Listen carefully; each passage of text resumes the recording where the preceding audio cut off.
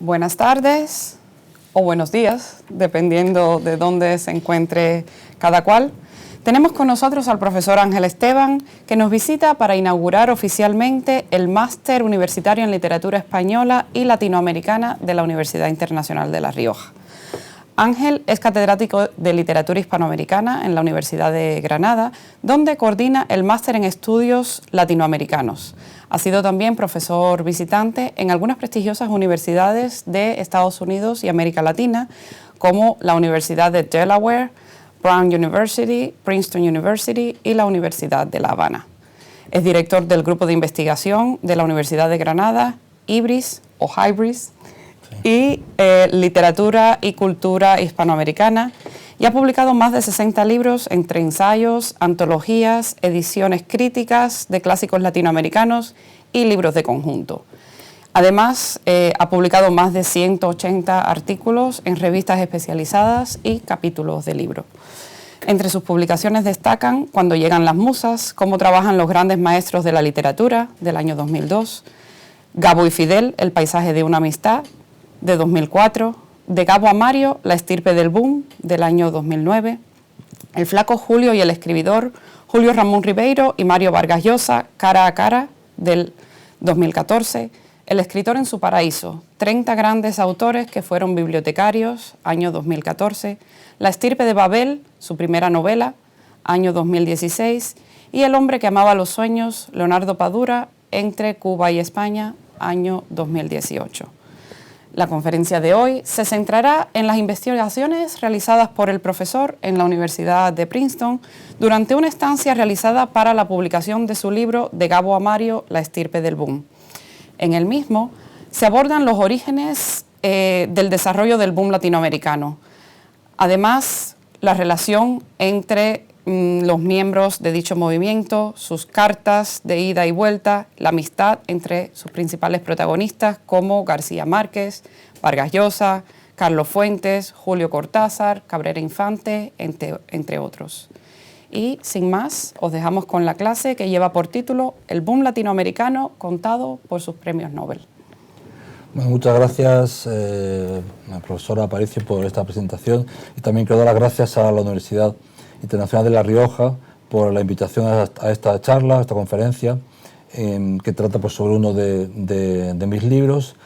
Y bueno, y también quiero saludar a todos los que estáis al otro lado de las cámaras, sea para vosotros en la tarde o hayáis hecho el esfuerzo de levantaros a las 7 o a las 6 de la mañana para escuchar esta charla.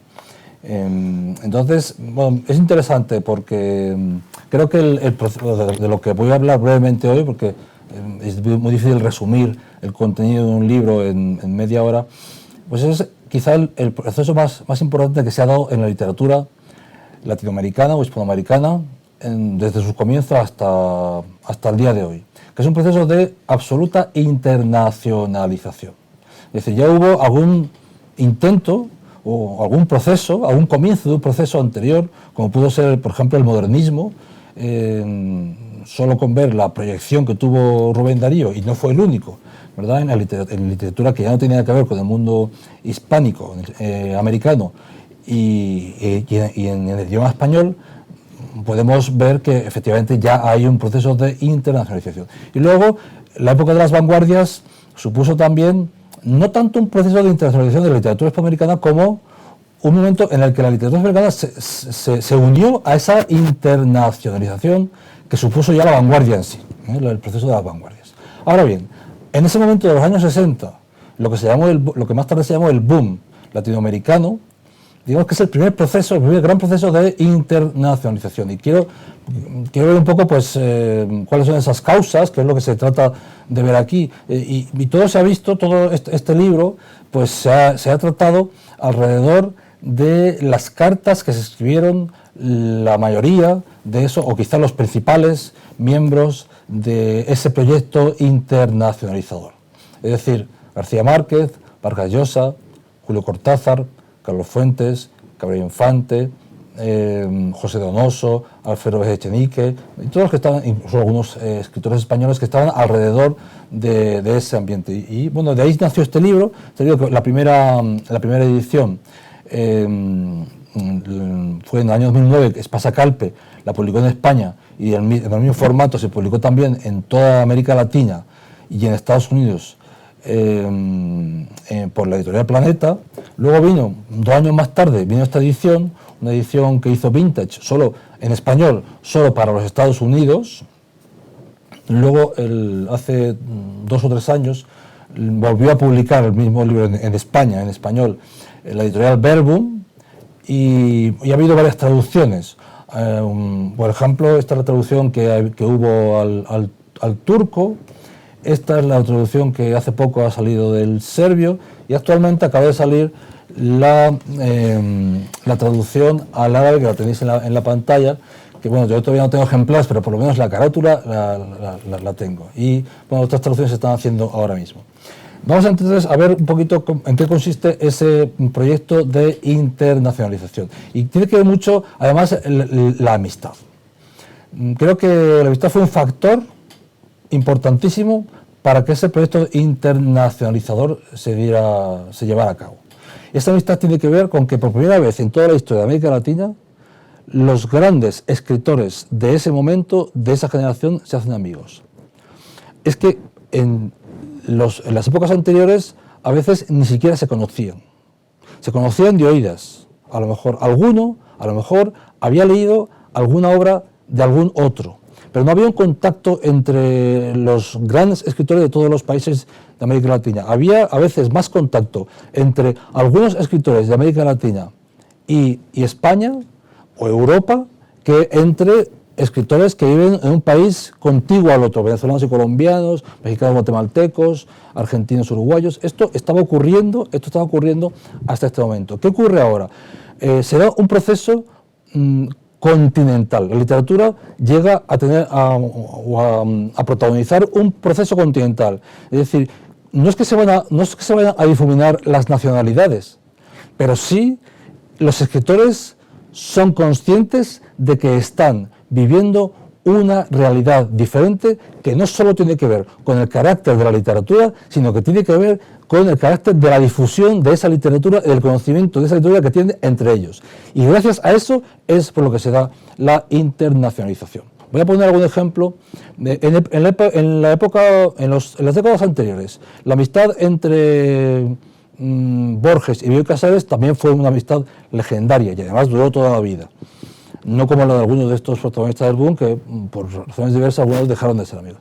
Sin embargo, la repercusión literaria de esa amistad no fue mucho más allá de lo que pasó en Argentina, que fue muchísima, evidentemente fue muchísima. En el momento en que ellos eran los protagonistas del ambiente cultural más importante que había en la Argentina de los años 30, 40. Otro ejemplo, Lorca y Alberti, o otros escritores de la misma generación, como puede ser Pedro Salinas, Jorge Guillén. Son escritores que tuvieron una gran amistad entre ellos y que eso tuvo repercusión, más repercusión en un primer momento, en el momento en el que se forja, en ese sentido, la generación 27, en un ámbito español. Sin embargo, y lo vamos a ver ahora con algunos datos, por lo que se refiere a los escritores del boom, cuando cuajan las amistades y cuando ellos están escribiendo sus primeras obras, es cuando realmente se da un proceso de internacionalización que hasta entonces nunca se había dado en América Latina. Vamos a empezar, por ejemplo, hablando de esta carta, para poner un ejemplo, de Carlos Fuentes, que escribe a Vargas Llosa el 29 de febrero de 1964. Para entonces, muy poca gente hablaba todavía del boom. Esa palabra no se utilizaba. No solo no se utilizaba, sino que además tampoco existía una sensación de lo que 3 años más tarde ya todo el mundo decía que era, y es que la literatura hispanoamericana o literatura latinoamericana había irrumpido en el contexto internacional.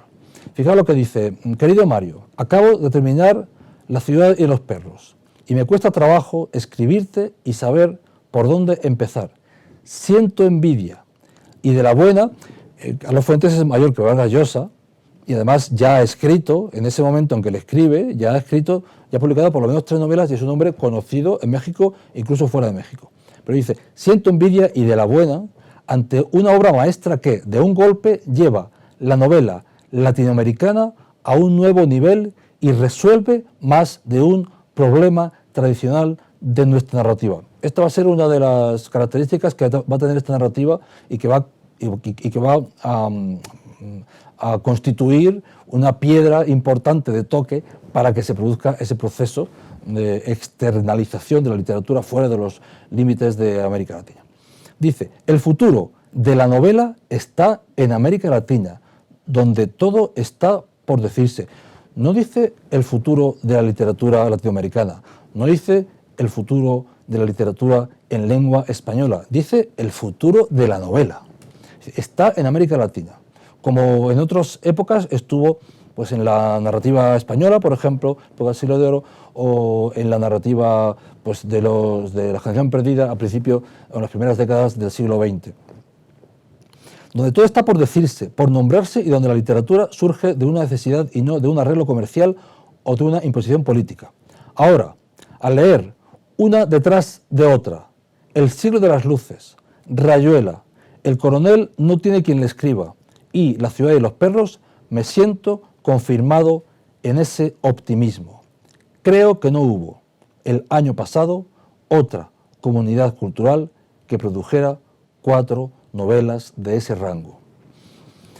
Esta frase es importantísima y además Carlos Fuentes es el primero que se da cuenta de eso. Es decir, él conoce todas esas obras, las ha leído, conoce a los autores y se da cuenta de que el nivel que tienen esas obras no es comparable al nivel de obras que han marcado a lo mejor la historia de la literatura en otros países en solo un año o en 2 años.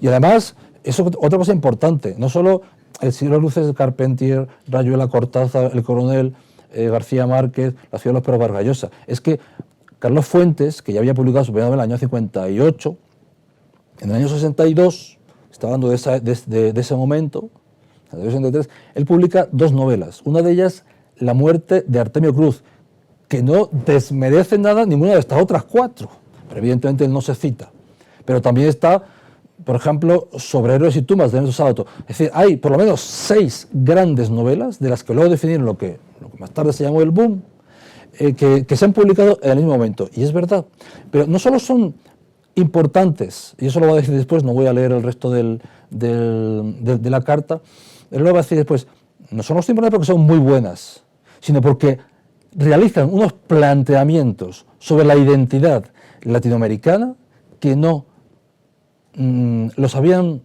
hecho novelas anteriores en toda la historia de la literatura de América Latina. Evidentemente la narrativa latinoamericana comienza tarde, comienza en el siglo XIX, entonces en esos 2 siglos, o en ese siglo y medio, entre el momento en que comienza la narrativa y se publican estas obras del boom, no hay ninguna novela que plantee las cosas como la plantean ellos. Es decir, él dice el penoso ascenso narrativo a través de las novelas impersonales o documentales, que es toda la novela anterior, hasta la novela naturalista, ¿no? 19 y principio del 20. Nos permitió llegar a un Carpentier, y esto creo que es muy importante. Una de sus novelas es la que cita aquí. Nos permitió llegar a un Carpentier que convierte esa materia documental en mito, y a través del mito lo americano es lo universal. Esto creo que es importantísimo. Y creo que además hay que destacar la importancia que tuvo Carpentier en la difusión de en que el boom se llevara a efecto. Porque es verdad, creo que es de los primeros escritores y él empezó antes del boom. Sus primeras novelas, primera novela, digamos, reseñable es del 49. Es decir, estamos todavía bastante antes de los 60, es decir, del boom, pero él es el primero que, y en los años 30 ya intentó con su primera novela, ya trató con su primera novela de convertir lo exótico, ¿verdad?, en mitológico. Y como mitológico, lo americano se podría convertir en universal. Que eso es lo que hicieron todos ellos. Y creo que en ese sentido Carpentier no solo fue un escritor que se adelantó a ello, es decir, un precursor, sino que además de precursor fue uno de los que más consiguió que eso se llevara a efecto también en los años 60, y por eso se considera como uno de los miembros del boom. Vamos a ver muy brevemente algunas de las causas que tuvo el boom, como en esto que acabo de decir, este proceso que se da en esos años, ya desde el principio de los 60 y no a partir de 1967, aunque sí es verdad, como veremos ahora, que el 67 fue un año importantísimo. Digo, pues vamos a ver cuáles son esas causas o qué circunstancias son las que motivaron a que el boom se diera de esa manera tan fuerte en tan poco tiempo. Primero, ¿qué era la literatura latinoamericana antes del boom? Pues ya lo he dicho, una literatura a lo mejor documental, una literatura, en cuanto a la narrativa, hablaba sobre la tierra, sobre la naturaleza, pero no ahondaba en estas cuestiones que acabamos de decir. Y por otro lado, todavía no había salido demasiado de los límites de los países, de los autores. Sí, hay excepciones. Neruda, evidentemente, es una gran excepción, pero ya en la mitad del siglo XX. Borges, dependiendo en qué países. En Francia ya era conocido, pero, por ejemplo, en España, en esta época, pues no era tan conocido. Lo empezó a ser, sobre todo, a partir del momento en que se internacionalizó el boom. Entonces, ¿cuáles son esas causas? Primero, evidentemente, la Revolución Cubana. La Revolución Cubana tuvo mucho que ver en ese proceso de internacionalización. ¿Por qué? Porque la Revolución Cubana fue un proyecto cultural, en este sentido, estamos hablando de la literatura, dentro de un proyecto mucho más ambicioso que tiene rasgos de todo tipo, tiene rasgos no solo políticos, también en cuanto a las costumbres de las sociedades. Es decir, no solo hay una motivación de lucha contra el imperialismo capitalista, si se quiere. Es también una manera de decir cómo hay que vivir, cómo se vive en el entorno familiar, cómo se vive en el entorno de la ciudad y por supuesto, cómo se hace el arte, cómo se hace la literatura. Entonces, muchos escritores en esos primeros años 60 estuvieron a favor del proceso revolucionario y viajaban con frecuencia a Cuba.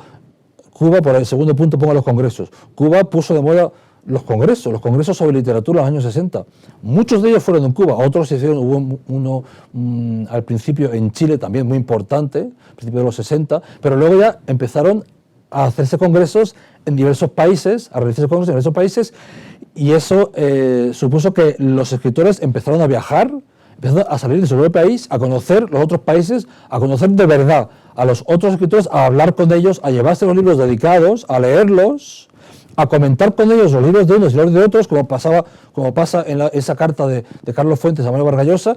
Las cartas empezaron a ser constantes entre unos y otros, como yo pude comprobar en la Universidad de Princeton, donde están los manuscritos de las cartas de casi todos ellos, comprados muchas veces antes de la muerte de los escritores, después, en otros casos también después de la muerte de los escritores, a los herederos se les compraron los documentos de estos escritores, no solo las cartas, a veces los manuscritos de las obras, los ensayos, las primeras ediciones. Es decir, hay un tesoro realmente incalculable en esa Rare Books de la Firestone Library de Princeton. Y además, no solo de escritores latinoamericanos, hay escritores españoles, escritores internacionales. Es un lugar que, aunque solo sea para visitar, es muy importante ver aquello, porque ahí está concentrada gran parte de la cultura, del arte, de los premios Nobel y de los grandes artistas, digamos, de los grandes escritores del siglo, sobre todo, XX, ¿no? Otra de las causas, la permeabilidad de obras y autores dentro del contexto continental. Ya hemos hablado de eso, la amistad entre los escritores, por supuesto, y vamos a ver con algún tema también importante ahora, que es la irrupción de los agentes literarios. Hasta esos años 60 prácticamente no existía una figura de una persona que se dedica a promocionar a un escritor. No existía en el ámbito hispánico latinoamericano. Los años 60 son precisamente los años en que eso ocurre. Uno de los primeros pioneros de esto fue Carlos Barral. Carlos Barral, que empezó a ver a principios de los 60 que había, digamos, escritor, pero también dueño de una editorial, editor, y un hombre con mucho interés por difundir la cultura, empezó a viajar a América Latina, empezó a conocer a algunos escritores, empezó a ver que ahí había un filón, en primer lugar para difundir la obra de escritores, pero también un filón económico, como luego realmente fue. Y bueno, después de este escritor también y editor, también Carmen Balcells fue la que se convirtió finalmente en la gran protagonista del boom, de la difusión del boom, de las traducciones, etc. Las traducciones, punto número 6 también. ¿Por qué comienzan a hacerse las traducciones? Es algo que tiene que ver con la irrupción de los agentes literarios, pero también hay un personaje importante en este sentido que es Carlos Fuentes. Carlos Fuentes sabía hablar inglés perfectamente, él había vivido en Estados Unidos, había vivido en muchos países porque su padre era diplomático. En la niñez y la juventud la pasó en muchos lugares y él conocía bien el mundo de los Estados Unidos y fue el que empezó, conocía escritores, conocía editores y fue el que empezó a hablar de sus amigos, de Vargas Llosa, sobre todo de García Márquez, etc. y a tratar de conseguir que las novelas o que las obras de sus amigos fuesen publicadas en inglés en los Estados Unidos y a partir de ahí, evidentemente, pues conseguir más traducciones a otros países. Ahí empezó todo, ¿no? Y luego, por supuesto, ya la labor de los agentes literarios fue magnífica y muy importante.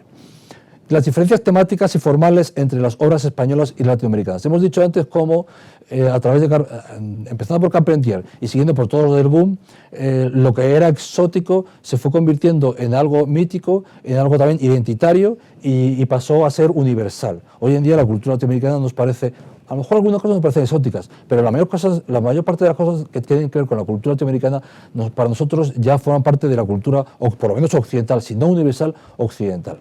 Y eso es precisamente lo que consiguen estos. Claro, ¿qué es lo que por qué entonces irrumpe en España el boom de esa manera como irrumpió? Irrumpe porque esas diferencias tan importantes que había entre las características temáticas y formales y la ambición de contar, ¿verdad? Y la ambición de relatar una identidad.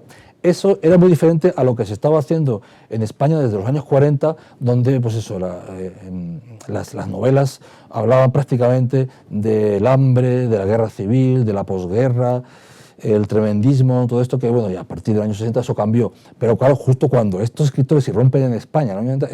Es un proceso que todavía no ha comenzado realmente a fondo en España. Vamos a ver, y yo casi voy a tener que terminar con esto, aunque todavía hay muchas cosas de las que hablar, luego pues, si queréis podemos pues, comentar cosas que queráis que yo responda.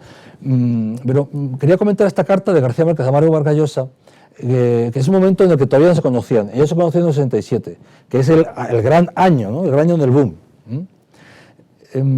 Pero ya antes habían empezado a escribirse. Claro, tenían muchos amigos comunes, ellos no habían coincidido en ninguno de esos congresos, pero tenían amigos comunes y tenían también una estima importante por la Revolución Cubana, ¿no? En esa época.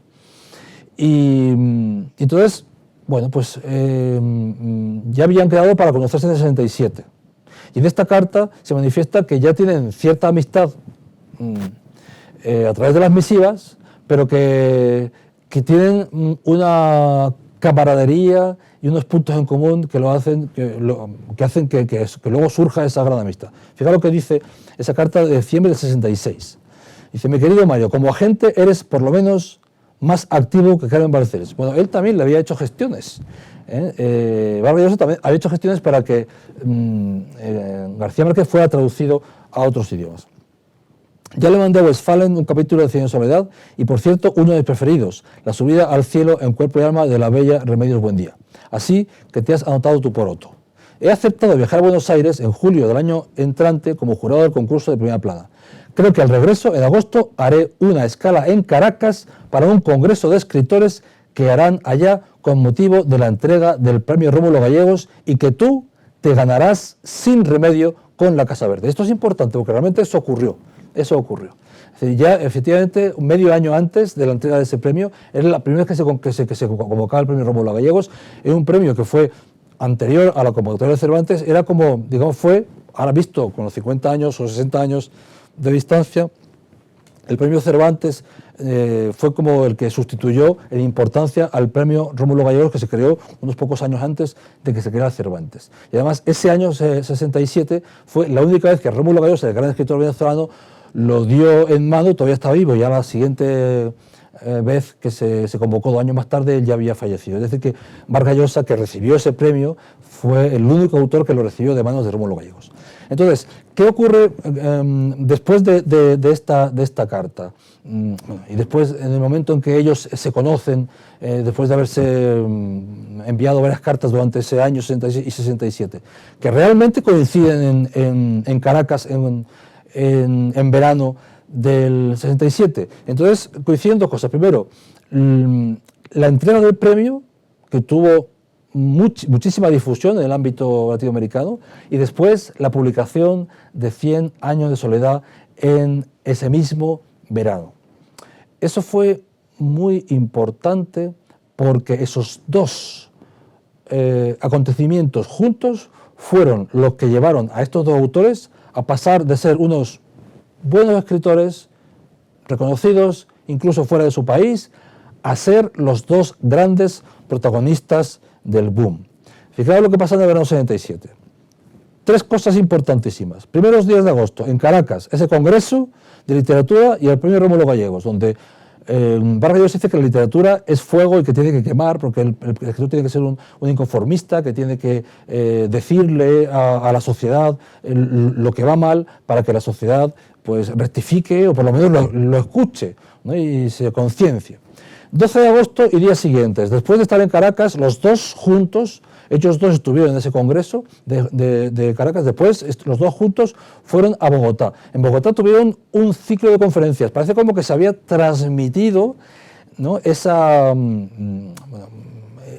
ambiente casi ya de fama, ¿no? de esos 2 escritores, se había transmitido hacia Bogotá, y en Bogotá les organizaron un ciclo de conferencias, de entrevistas, y pues hubo presentaciones de libros de los 2 en una librería, en la librería de Marta Estrada, una escritora, y ahí las anécdotas fueron muchísimas en ese momento, porque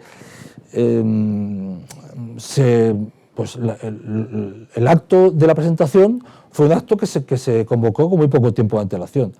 Y cuando ellos llegaron, que llegaron más o menos puntualmente a la hora que se había fijado, no pudieron entrar. No pudieron entrar por la cantidad de gente que había, no dentro de la librería, sino fuera de la librería. La librería estaba llena, no cabía nadie, y dentro en la calle había tanta gente que no pudieron ni acercarse a la librería. Es decir, ellos empezaron a firmar lo único que hicieron en la calle fue firmar autógrafos en los ejemplares que la gente había comprado de sus novelas. Y llegó un momento en que la gente empezó a pedirles que les hicieran, cuando se acabaron los libros, la gente pidió que les firmaran en la mano, en papeles o en la mano. Es decir, ya como en un mes había cambiado todo. Y luego en septiembre, pocos días más tarde de todo eso, hubo también una actividad muy importante, o una actividad importante en Lima. Los 2 fueron a Lima y allí, pues coordinados por el profesor y escritor José Miguel Oviedo, que luego ha pasado toda su vida, gran amigo de ellos 2, que lo ha pasado toda su vida dando clases en Estados Unidos y que ha fallecido hace unos días. Hace como 2 semanas salió un artículo no solo en El País, en España, sino en la prensa internacional, bastante largo, de Vargas Llosa, hablando precisamente de eso, no solo de ese momento, sino en general de todo lo que supuso José Miguel Oviedo para la literatura, para la difusión del boom y para la literatura latinoamericana en general. Él ha sido uno de los grandes críticos e historiadores del boom de la narrativa hispanoamericana. Bueno, esto es lo que pasa en el año 67.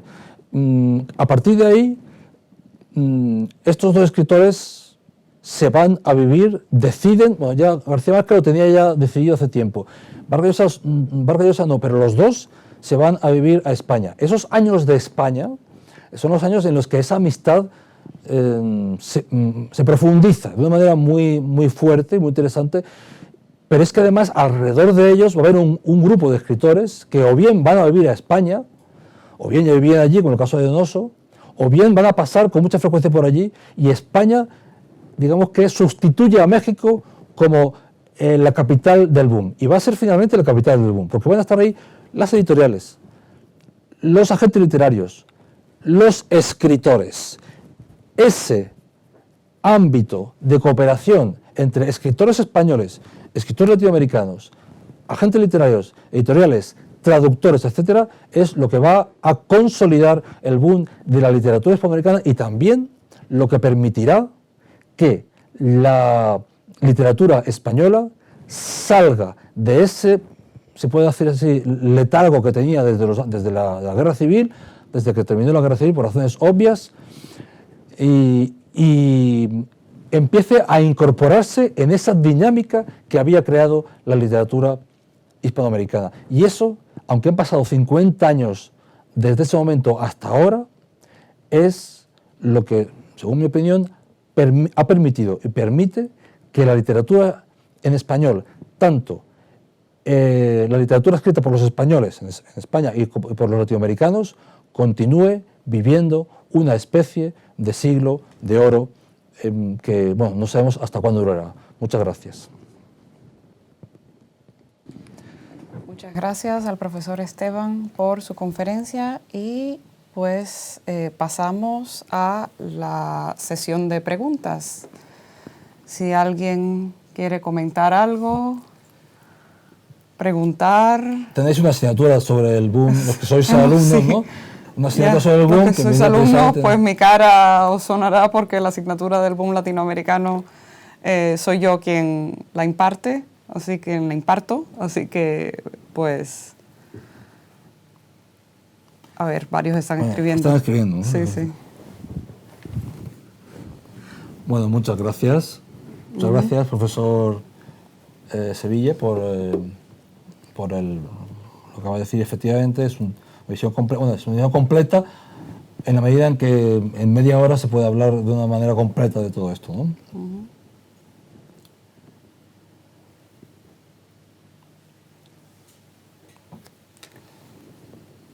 Sí, las mujeres del boom. Nani pregunta, quería preguntar acerca de las mujeres del boom. ¿A qué se debe, en su opinión, el olvido de la obra de escritoras de la talla de Rosario Castellanos, Elena Garro o María Luisa Bombal? Efectivamente, eso es algo que es así. Es decir, bueno, el olvido se debe a lo mismo que se ha debido ese olvido durante los 10, 15, 20, 25, 30 siglos anteriores. Es decir, las mujeres, desgraciadamente, y desde el punto de vista histórico, no han tenido protagonismo en la literatura, en el arte y tampoco en la política, en la sociedad, en las sociedades ni occidentales ni orientales. Claro, afortunadamente eso ha cambiado bastante, y yo creo que empezó a cambiar un poquito, no tanto en el boom, porque es verdad que escritoras como Rosario Castellanos, como Elena Garro o María Luisa Bombal deberían tener un espacio tan importante como el que tuvieron los hombres. El hecho es que no lo tuvieron, pero a partir del post-boom eso cambió. Y no solo cambió desde el punto de vista de las escritoras que se unieron al efecto comercial, porque también tuvo un efecto comercial, evidentemente, el boom, como puede ser el caso de Isabel Allende, en muchos casos escritoras que tomaron directamente elementos de la narrativa de los escritores del boom. Isabel Allende, la comparación con García Márquez pues ya es clásica, pero sí es cierto que no solo se aprovecharon de ese, digamos, impacto comercial, sino que muchas escritoras de mucha calidad empezaron a irrumpir después de esta generación que tú dices, Nani, y eso ya empezó a cambiar. Muy bien, tenemos dos preguntas muy interesantes. Ya se ve que la asignatura del boom ha tenido éxito. Mucho, ¿no? Sí, eso. Vamos a ver. Primero. ¿En esas cartas hay alguna referencia? ¿Hay alguna referencia a las influencias de...? Sí, claro que sí. Hay muchísimas. Yo creo que los escritores que más hablan de todo esto son, el primero, Carlos Fuentes. Porque yo creo que Carlos Fuentes ha sido el gran teórico dentro de los escritores, ¿no? Hablamos de hablábamos de José Miguel Oviedo como crítico, como académico. Pero dentro de los escritores, yo creo que Carlos Fuentes ha sido el gran crítico y teórico del boom, dentro del grupo de los escritores. Él, de hecho, al final de esa década de los 60, publica su visión de la nueva narrativa latinoamericana, un texto magnífico donde también se habla de eso. Y en sus cartas es cierto que hablan. Y les gusta mucho hablar de literatura que leen, les gusta mucho. Carlos Fuentes, en primer lugar, diría que en segundo lugar es Cortázar, es otro de los que hablan muchísimo. De las cartas de Cortázar además son buenísimas, no solo por la calidad del contenido, ¿no? Sino también por el estilo. Y por el estilo, por la ironía, por los juegos de palabras, lo mismo que hacía en su literatura, lo hace en sus cartas. Entonces yo creo que estos dos son los que más hablan. Por supuesto, Vargas Llosa también habla mucho de los escritores de los que ha bebido. Sobre todo los franceses, ¿no? Del siglo XIX, de los norteamericanos del siglo XX, de Sartre, por supuesto, también. Habla mucho de todo esto. Y es que además Vargas Llosa, a la vez que está escribiendo estas cartas, está escribiendo sus ensayos, porque es el otro de los, quizás junto con Carlos Fuentes, es el gran ensayista del boom. Entonces es cierto que ellos hacen mucha referencia a esas influencias. Y no solo influencias de los escritores, sino también a todo lo que tiene que ver, con la metaliteratura. Hablan de la literatura con la literatura, y se nota en sus obras, en sus ensayos, en sus novelas incluso, pero esa teorización está continuamente presente en sus disquisiciones entre ellos. Hay, por ejemplo, una anécdota muy interesante, porque claro, dependiendo si es oral o escrito, los textos son orales o escritos, pues hay una actitud u otra, o una manera de decir las cosas u otra. Cuando se hace el conversatorio con José Miguel Oviedo en Lima, año 67, con esos escritores, José Miguel Oviedo enseguida quiere que eso se publique. Entonces, a Vargas Llosa le da igual, pero García Márquez dice que no quiere que se publique eso. No quiere que se publique porque él no es un gran orador. Él, le pregunta una cosa y responde, y no se prepara las respuestas. Y él, a lo mejor no le hubiera gustado que eso que él ha respondido se hubiera transcrito tal cual, como hicieron los alumnos de SOSI para publicar el curso, su curso. Sin embargo, a Vargas Llosa le da igual. ¿Por qué? Porque Vargas Llosa habla igual que escribe. Es una maravilla. Es algo envidiable, la capacidad que tiene de construir frases y construir argumentos profundos simplemente porque alguien le hace una pregunta. Entonces yo creo que García Márquez vio la diferencia, entonces por eso no quiso que se publicara. Y que luego se publicó. Entonces tú ves, en ese conversatorio ves cómo habla García Márquez de la literatura y cómo habla Vargas Llosa, con qué profundidad teórica habla Vargas Llosa sobre la literatura y sobre sus maestros, ¿no? Hay dos preguntas anteriores, todas muy interesantes. A ver, esta es de Nani, pero antes de la de Nani había más. Jairo dice: Sí, el realismo mágico, lo real maravilloso, sí. Carpentier y García Márquez, y algunos más. La narrativa experimental, estas tres técnicas narrativas o perspectivas, si son rasgos que podría decirse son exclusivos del movimiento llamado boom latinoamericano. Bueno, pues al principio se pensó que era así, porque cuando se empezó a hablar de realismo mágico fue precisamente en el año 60, aunque Carpentier antes de eso, ya en los 50, ya del año 49, ya escribió, no solo escribió el término, ¿no?, el sintagma, sino que además lo explicó en el prólogo a su novela Reino de este Mundo, año 49. Pero sí que es verdad que al principio se asoció eso, todos estos rasgos se asociaron al boom. Luego, evidentemente, pues ya se ha visto que eso no es así. Es decir, que incluso Carpentier en un momento llegó a decir, vamos a ver, aquí se habla mucho de, estos años se está hablando mucho de lo real maravilloso, el realismo mágico, como si nosotros, los que hemos sido protagonistas de este cambio, hubiéramos inventado esto.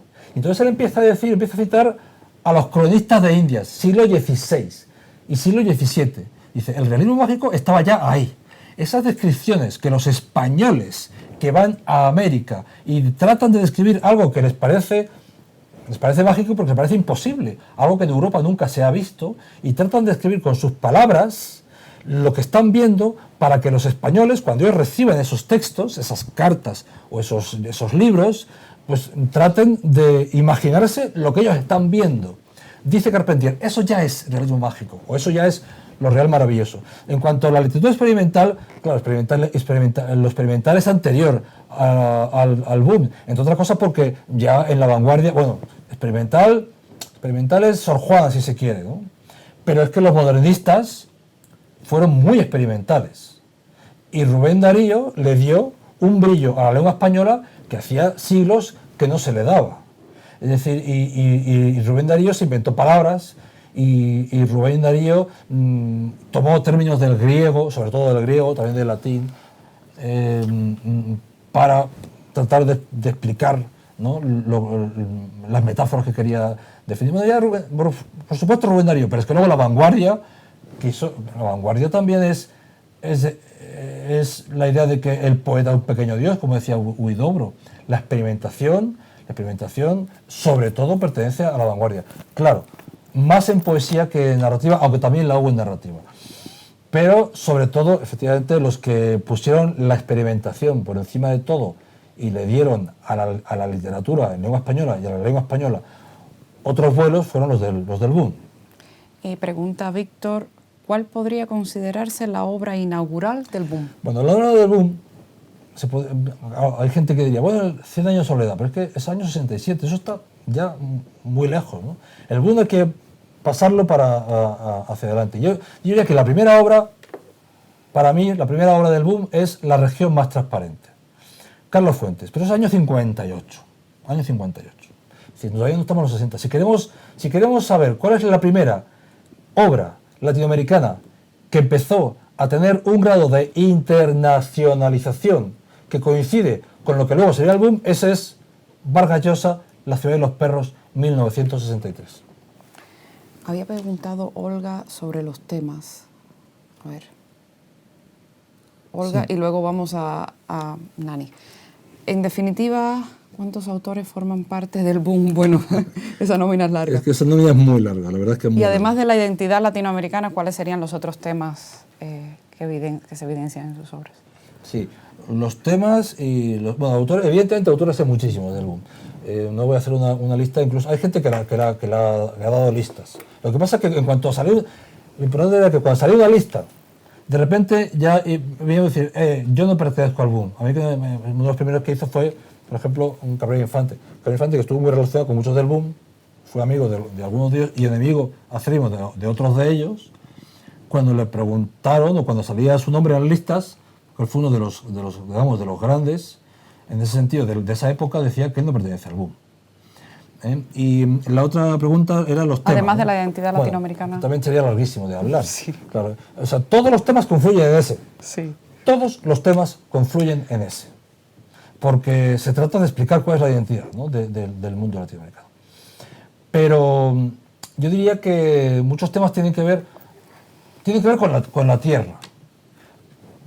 La tierra era un tema fundamental en la narrativa anterior. La narrativa de la tierra, la narrativa de la selva, la tierra regionalista. Pero ahora se hace de otra manera. La tierra, es decir, Macondo es la tierra, pero es la tierra de otra manera distinta. Es decir, el problema es cómo se describe la tierra, ¿no? Porque, claro, la identidad pasa por la tierra. Porque ellos lo que quieren es describir una identidad que esté de acuerdo con lo que ellos son, con lo que es su vida. Evidentemente, otros temas como temas del amor, temas políticos. Ahí podríamos hablar de muchísimos temas. Quizá el tema más importante dentro de los temas políticos que se plantean en el boom es el del dictador. Y de repente en los años 70 aparecen un montón de novelas del dictador. ¿Cuándo? Ya en los años 67-68, Carlos Fuentes, una vez más, tuvo la idea de hacer un libro que iba a decir dijo él que iba a ser el libro del boom, que es un libro que trataría sobre el dictador latinoamericano. No sería una novela, es una especie de novela, ensayo, que harían todos los miembros del boom, y cada uno haría un capítulo y sobre un dictador de su país. Y entonces ellos pondrían esos capítulos juntos y harían el libro del boom. Es decir, que también el tema político y el tema de los dictadores es un tema muy importante para el momento del boom. Y las revoluciones. Las revoluciones, claro, efectivamente. Sí. Entonces, bueno, decía Nani, que muy bien, reivindicando la literatura de las mujeres del boom. Sí, hay que terminar, pero resulta irónico, bueno, a ver, lee el comentario. La última cosa. Leerlo, no, y luego una preguntilla más y ya. Resulta irónico que fuera precisamente una mujer quien Karen Balcells, ¿no? Karen Balcells, quien tuviera un papel fundamental en el éxito de muchos de los autores del boom, ¿no? Conozco en profundidad los entresijos de los procesos de edición de las novelas de escritores del boom. ¿No era Karen Balcells sensible a la... Vamos a bajar un poquito. Vamos a bajar eso. Aquí. Sensible a la obra de las mujeres, se habla en las cartas de los escritores del boom. Vamos a ver, porque ya nos hemos pasado el tiempo, muy brevemente. Karen Balcells iba a lo que iba. Es decir, Karen Balcells no era una escritora, no era una académica, era una persona dedicada a los negocios. Y ella vio en esos escritores del boom el negocio que realmente fue, que realmente sigue siendo la agencia literaria de Balcells. Es decir, se enriquecieron todos ellos, se enriqueció ella y ella lo planteó como una cuestión comercial. Es decir, si ella no entró en el tema de las mujeres del boom es porque algo que es independiente de lo que ella pensara sobre la calidad de las mujeres, de las probables o posibles mujeres del boom, muchas de las cuales probablemente ni conoció. Ni conoció. Entonces, precisamente porque con lo que tenía le bastaba y le sobraba. Y dedicaba todo su esfuerzo precisamente a difundir la obra de aquellos que le iban a dar mucho dinero a ella y que también a ellos iba a revertir económicamente. De manera muy clara. Bueno, se nos ha agotado el tiempo y nos han quedado varias preguntas muy interesantes en el chat, pero podemos debatirlas en el foro de la asignatura del boom latinoamericano, por ejemplo, además de Goytisolo, que otros autores estuvieron presentes en el boom, en la parte de la península. Entonces, bueno, eso. Me quedo con estas ideas y comenzamos el foro la semana que viene con estas preguntas. Muchas gracias. Muchas gracias a todos y a todas.